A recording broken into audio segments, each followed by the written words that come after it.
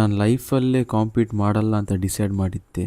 ಆದರೂ 5 ವರ್ಷದ ದೊಡ್ಡ ಗ್ಯಾಪ್ ನಂತರ ಲಾಸ್ಟ್ 6 ಮಂತ್ಸಿಂದ ತುಂಬಾನೇ ಕಾಂಪಿಟೇಷನ್ ಆಡಿದೆ. ಅದರಲ್ಲೂ ಮುಖ್ಯವಾದ ICN ಬ್ಯಾಂಗ್ಳೂರ್ಗೆ ನಾಳೆ ನಾವು ಹೊರಡ್ತಿದ್ದೀವಿ. ನಮ್ಮ ಕೃಷ್ಣನ್ ಪ್ಲಾನ್ ನಮ್ಮ ಪ್ಲಾನ್ಗಿಂತ ಯಾವಾಗಲೂ ಚೆನ್ನಾಗೇ ಇರುತ್ತೆ.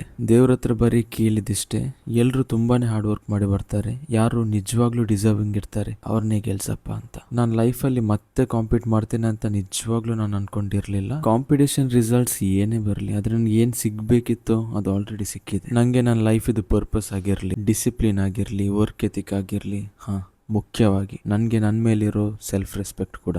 ಒಂದೊಂದು ಸಲ ಅನಿಸುತ್ತೆ ನಾನು ಈ ಪ್ರೆಪ್ ಸ್ಟಾರ್ಟ್ ಮಾಡಿ ಆದಮೇಲೆ ಆ ಮುಂಚೆದ ಮನುಷ್ಯ ಎಲ್ಲೂ ಕಲ್ದೋಗಿದ್ದಾನೆ ಅಂತ.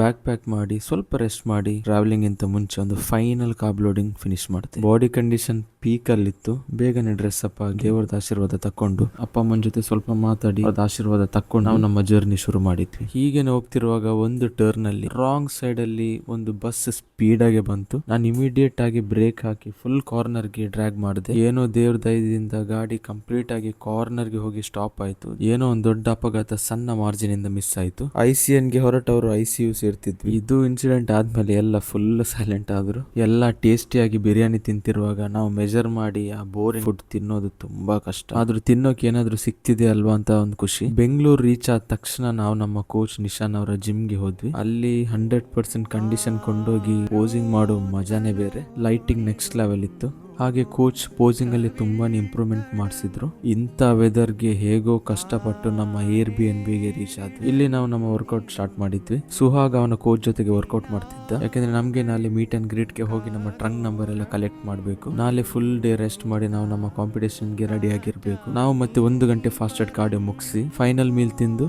ರೆಸ್ಟ್ ಮಾಡಿದ್ವಿ. ಮೀಟ್ ಅಂಡ್ ಗ್ರೀಟ್ ವೆನ್ಯೂ ಅಲ್ಲಿ ಸ್ವಲ್ಪ ಸೀನ್ ಆಯ್ತು. ಅದು ಏನಂತ ನಾನು ನನ್ನ ನೆಕ್ಸ್ಟ್ ವಿಡಿಯೋದಲ್ಲಿ ಹೇಳ್ತೀನಿ.